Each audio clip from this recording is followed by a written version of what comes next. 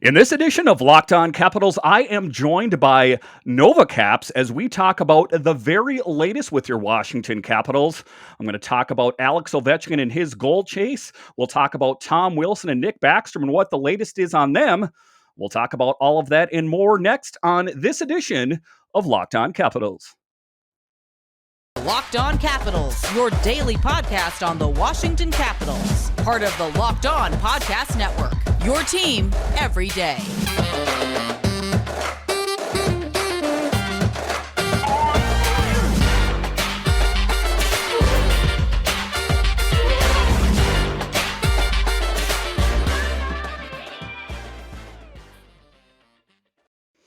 Well, hello and welcome into this edition of Locked On Capitals. I'm so glad you decided to join me today. As always, this podcast is free and available on all the major platforms, and I want to thank you for making this your first listen or view of the day.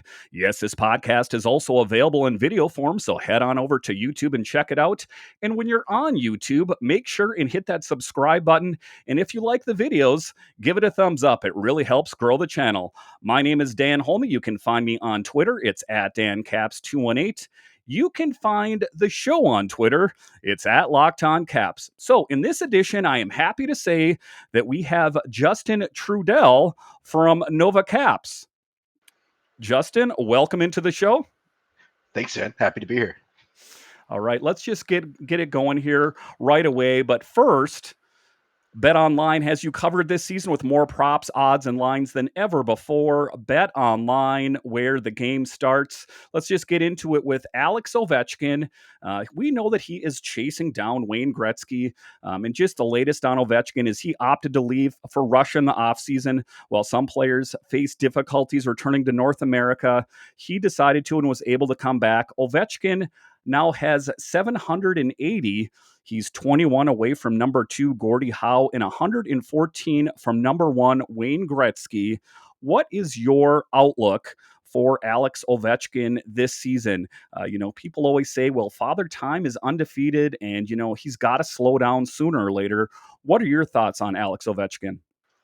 Yeah, so I actually have a post that I wrote probably a couple weeks ago for kind of projecting the next 4 seasons for Ovechkin, what he has to do for potential goals per season. So realistically, to break the record, he needs 115 goals, right? So that's somewhere around an average of 28 and 3/4 goals. As we can see, like last season, Ovechkin didn't have any problem scoring goals. You see him in the high 40s to 50s the past few seasons, and especially with the pandemic shortened seasons, that definitely hurt. Being able to do it faster. But for the most part, if we look at a pretty conservative analysis of how many goals per season Ovechkin needs to score to hit that mark of 895, it's 40 goals next season, 30 goals the season after that, 25 goals year 3, and 20 goals year 4 to get him past that mark. Kind of looking like over time, we, like you said, Father Time's undefeated, right? Like we're going to see some slowdown at some point. We haven't seen anything yet to say Ovechkin's going to hit that mark and slow down to 20 to 30 goals a year. But being very conservative in that estimate, I'm assuming that it's a matter of when, not if. Yeah, so then the biggest thing for me with Alex Ovechkin, like any other player, I guess, is just the ability to stay healthy. And I know he is the Russian machine that never breaks, but we have seen him break a couple times here within the last couple of seasons. But generally speaking, he plays through those injuries. The thing of it is that Ovechkin is going to be 37 here in September. So that is the big thing, is that, just his health, it's harder to stay healthy the older you get. And the next player that kind of ties in with this is Nick Backstrom. And I know that Nick Backstrom and Ovi don't play on the same line too often anymore. Usually it's Kuzi on that top line, but Backstrom has assisted on 274 of Ovechkin's career goals. Ovechkin has assisted on 106 of Backstrom's career goals. Additionally, Backstrom has assisted on 117 of Ovechkin's and 279 career power play goals. So, it just seems to me that when they want that goal scoring touch, say for some reason they're snake bitten and they're not getting that goal scoring touch, they put Ovi and Backstrom on the same line together. How do you think that Ovechkin is going to do just with those facts I just stated? A lion's share of his goals, or a good chunk of them, were with the assistance of Nick Backstrom. Do you think that Kuznetsov is up to the task of feeding him those really great goals this next season? Yeah, I think at 5-on-5 play, like you mentioned, Ovechkin and Backstrom have been apart for quite a while at this point. Right. Like you said, they're maybe like in the third period, trying to stack up the lines, get Ovechkin a different look with Backstrom as the center. I think Kuznetsov at 5-on-5 play, if we see the 21-22 iteration of Kuznetsov this season, and potentially a couple more seasons after that until his contract expires and potentially leaves, I think Ovechkin and Kuznetsov are going to be fine at 5-on-5 play. Um, it really depends on who's playing on the other wing, because we see a lot of success with Tom Wilson creating space. He's got the speed factor, so he helps stretch the play in the zone, especially on rush chances, helps muddy up the waters in front of that net. So we see that kind of line chemistry making a big impact on Ovechkin. The biggest area we'll probably see some sort of effective Nick Backstrom's absence is going to be on the power play. We saw a lot of struggles on the power play earlier in the season as Backstrom was out and recovering from that injury. And are we going to see the same kind of thing this year? Does Dylan Strome, who's the new addition in unrestricted free agency, does he come in, move into that goal line spot with Kuznetsov on the half wall, and we see pretty similar results with Backstrom? I don't know. I mean, Backstrom's probably one of the best playmakers that ever played the game, but we're always going to think back to Ovechkin and Nick Backstrom being like hand in hand as the kind of the two stars of the Washington Capitals in this generation. I think there will be some drawbacks in power play performance, but at the end of the day, like Ovechkin in the power play has always been like, they're going to get the puck to him, and teams have struggled to stop it in the past. It's just going to be, to me, do we see 21-22 Kuznetsov or 2020-21 Kuznetsov? Yeah, because when I talk to people, and when I do this show, I talk to different beat writers and stuff, and sometimes they're from different teams, and they're like, I don't think that Ovechkin has what it takes. And I'm like, well, did you not see that he scored 50 goals last season? And, he got a bit of grief, a couple of years ago when he fell off a little bit. And then, of course, the way the media is, they're like, well, we have to trade him right away. He's slipping. But, Alex Ovechkin always finds a way and keeps scoring goals. But being that we're talking about Nick Backstrom and Dylan Strome here, Dylan Strome was picked up to ostensibly be the replacement for Nick Backstrom. Is that going to be what it is in actuality? I guess it remains to be seen. In training camp, I think that's going to be a big proving ground for a lot of these players. You got to think someone like Connor McMichael is going to be fighting for more playing time, as he has played a little bit in center. But Dylan Strome slated to be second line center and Backstrom's replacement. The Capitals signed him to a 1-year deal, 3.5. Do you think that Dylan Strome is up to the task of filling that second line center? I know that he has the ability to play wing when Backstrom comes back, whenever that is. Do you think that Dylan Strome was a good option, or do you think they had someone in house like, say, a Connor McMichael that would have filled that role? Maybe not better, but maybe more cheaply, shall we say? Yeah, I think from my standpoint, when I'm looking at Dylan Strome, he played a lot of minutes with Chicago's like top end talent. We're talking Alex DeBrincat and Patrick Kane. They put up good numbers. I mean, for a team that was really, really bad last year, we're looking at a goals for percentage on a very bad Chicago team of 56.86%, which is solid. What we're talking about there, with a 51.87 expected goals for percentage there. So for the most part, I think Dylan Strome has what it takes. He's played with elite talent before. I think the biggest question for Strome in terms of stepping in for Backstrom is on the power play, like we've mentioned previously. Right. I think overall, like if we're looking at just point production last season, Backstrom had 31 and 47, Strome had 48 and 69. That's right. Pretty much exactly the same points per game pace. So I think offensively, what we're seeing is Strome is a very gifted offensive forward.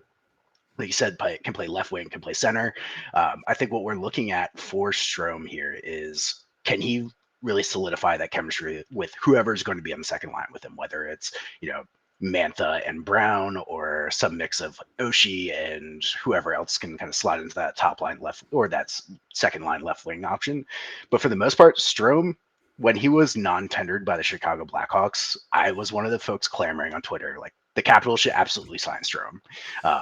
In terms of like McMichael challenging for that second line center position, I think he's probably not going to challenge for second line center. I'm not sure he's quite ready for that offensively. I know with McClellan saying McMichael has looked better at center, he looks more involved. I think I tend to agree. Seeing him a little more involved in the corners and defensively, I think gets his game supercharged a bit more than playing on the wing. I would be interested to see how much McMichael pushes Eller for that third line center spot. I going into the offseason before Backstrom kind of had that back and forth with whether or not to get the surgery to clean up his hip or not. Thought it was a foregone conclusion that Eller was going to be shipped out to save cap space. He's on an expiring deal. He's making $3.5 million a year. His play has kind of regressed a bit. We're not getting as much as we used to get out of him, but with Backstrom out, you have the moving up the lineup flexibility with Eller. I would say Eller is still probably going into camp as penciled in third line center. I think if McMichael has a very strong camp, he could challenge for that, and potentially Eller moves to that fourth line left wing spot that we saw in flashes last season. But for the most part, I think with Peter Laviolette's kind of reliance on veterans and experience, we're probably going to see a little bit more of Strome at second line center, Eller at third line center, down at fourth line center, and then Kuznetsov kind of leading up there at 1C. Yeah, I was looking at the projections on the NHL Network, and they were talking about having Connor McMichael fourth line left wing. I know he played a little bit of center, but I think that the position that he likes the best is the wing position. But it's going to be interesting to see. One of the things that Brian McClellan said is just because you think you know where these players are going to fit, is that what it's going to be in actuality? There's a lot of these younger guys that are going to be fighting for these jobs. I guess it remains to be seen, where they land once the dust settles. All right, so after the break here, we're going to continue to talk about the Capitals. We'll talk about the Tom Wilson injury, and we'll also talk about the net-minding situation. We'll talk about that next.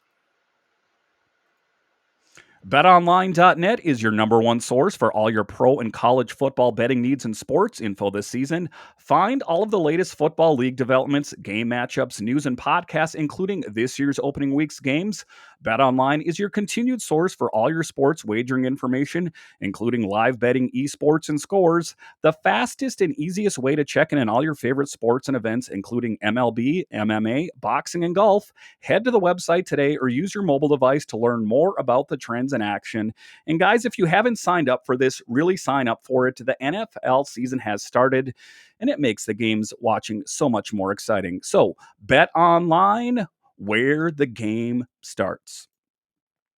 All right, welcome back into this edition of Locked On Capitals, where it's your team every day. I'm happy to have Justin Trudel of Nova Caps as we talk about the very latest on your Washington Capitals. So the other big move in the offseason, and just to start it off here, I got to give Brian McClellan A+ marks out there for kind of addressing every position of need out there. If you look at the goaltending situation, if you look at the right wing and the center position, he took care of them all.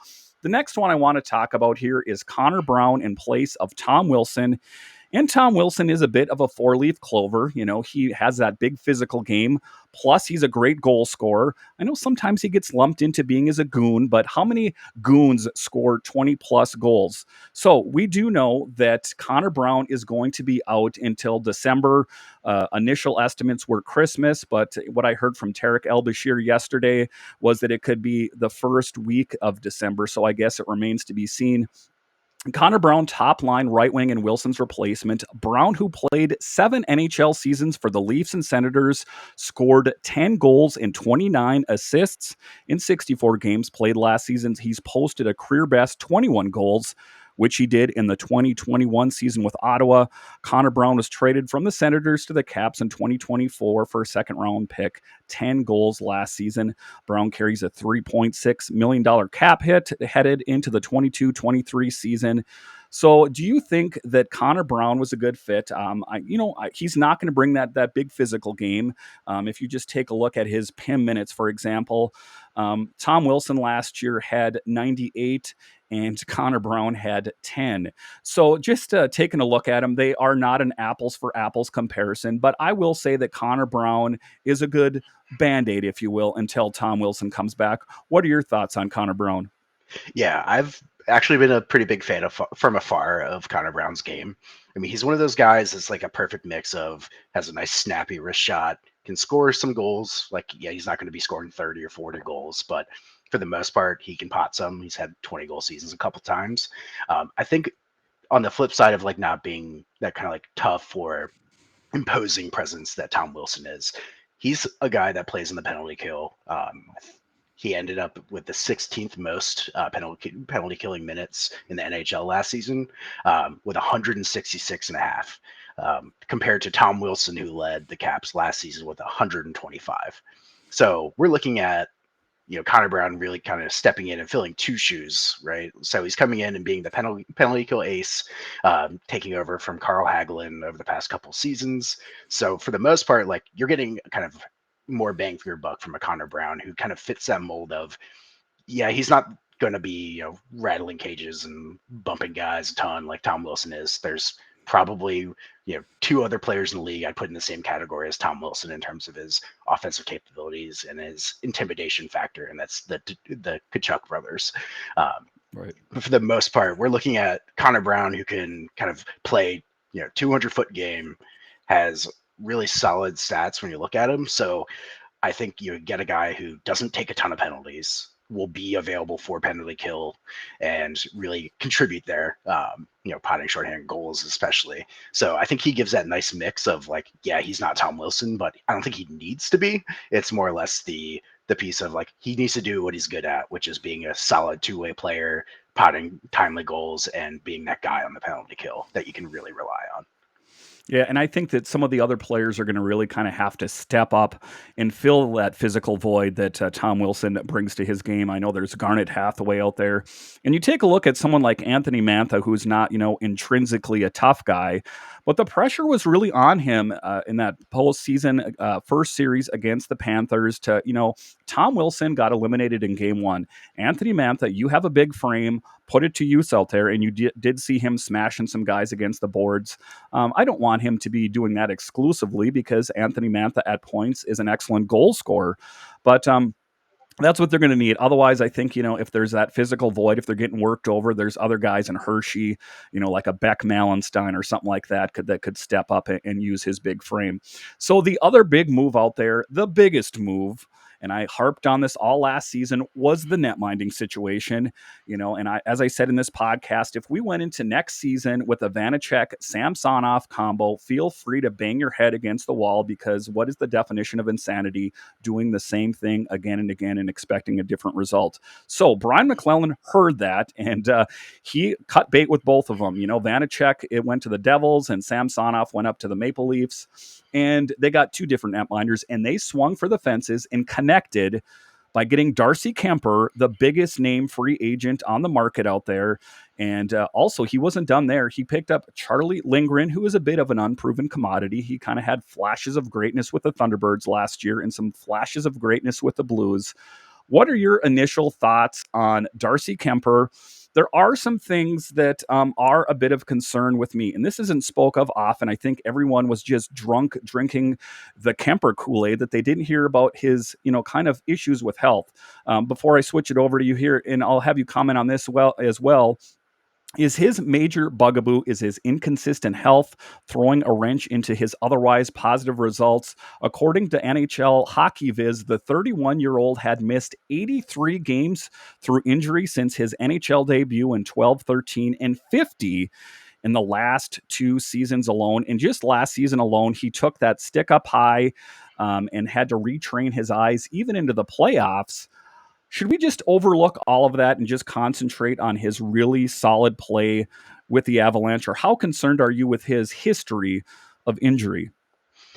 Yeah, I think for goaltending in particular, we were really spoiled with Braden Holtby's like really rigorous health. I mean, we saw a guy who basically lost zero time while he was with the Capitals. We had him as the backbone of the team for practically a decade. So I think when we look at that from the lens of like we're experienced with Braden Holtby, of course, Darcy Kemper's injury history is going to be a concern, and it should be. And I think for the most part, we can kind of consider that eye injury a freak injury, Right. just like Hagelin's, right? Like that's not a typical injury you see. I mean, the guy might might be cursed at this point, but I think for the most part, when he is healthy, he is absolutely a top 10 goaltender if we look back at last season's results. I mean, he was top 5 in goals saved above average, which looks at the league average save percentage multiplied by the goals allowed or shots allowed minus goals allowed.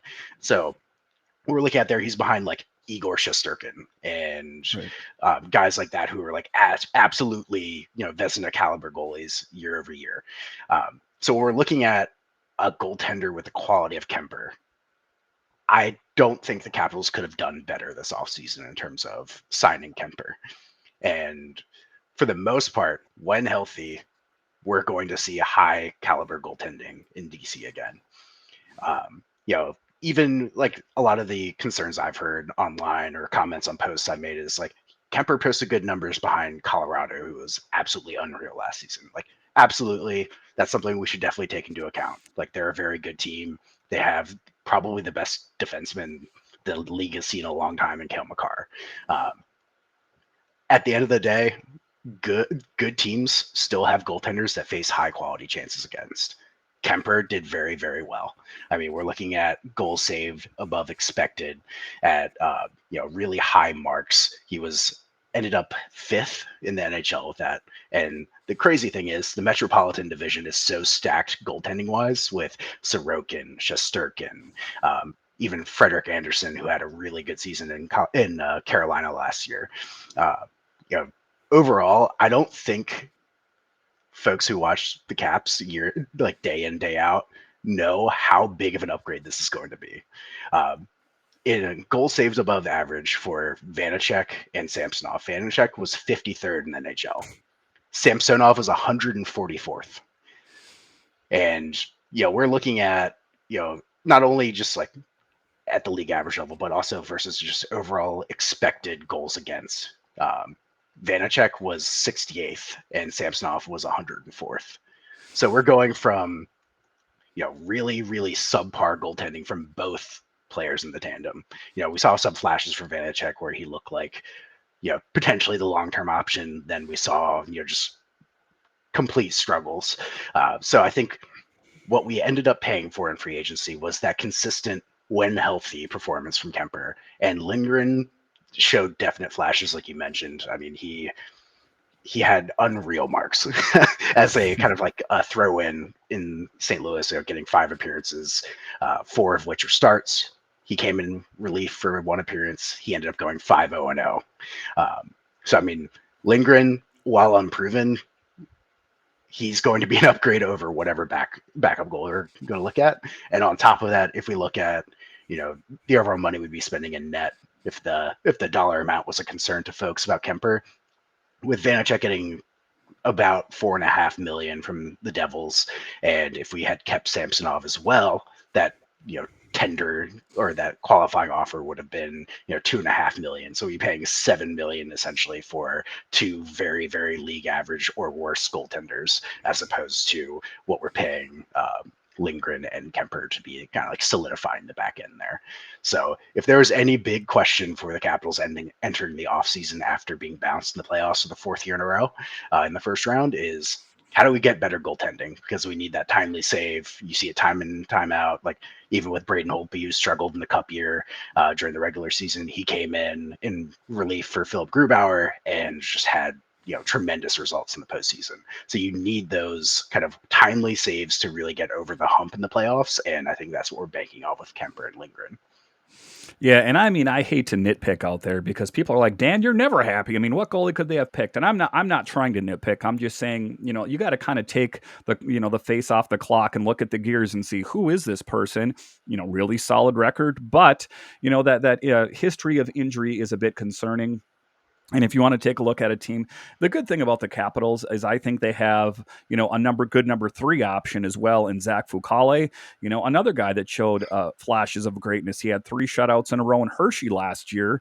So, I mean, if you want to take a look at a good example, take a look at Louis Domingue getting inserted into a game. He's like, I was just eating rice and spicy chicken, and they just threw me into the game. So it's always good to have depth in the net minding position. And the Washington Capitals always seem to have really great depth in that position. All right, so after the break, we're going to continue to talk about the Capitals and where we think they're going to finish. We'll talk about that next. All right, welcome back into this edition of Locked On Capitals, where it's your team every day. In this edition, I'm happy to say I am joined by Justin Trudel of Nova Caps as we talk about the latest with your Washington Capitals. So the next thing I want to talk about is, where do you think the Capitals will finish this year? I know that we don't have crystal balls in front of us to predict the future, but based on what we've spoke about today, the additions that have been made to the team, the Strome, the Brown, the Lindgren, the Darcy Kemper, where do you see the Capitals finishing? There is some tough competition out there. Some people are already favoring Carolina and the Rangers to finish, respectively in the top of the Metro. What are your thoughts with the Capitals? Where do you see them finishing at the end of the year? Yeah, I think they're going to be battling for that third or fourth spot in the division. Fourth spot being the wild card. I did a projection based off of goals above replacement at the team level a couple weeks ago on Nova Caps, and we looked at that. For the most part, the Capitals are a team that does not project well with advanced analytics, where we're looking at a veteran-heavy lineup. A lot of players are on the wrong side of 30. Those projections don't always look great.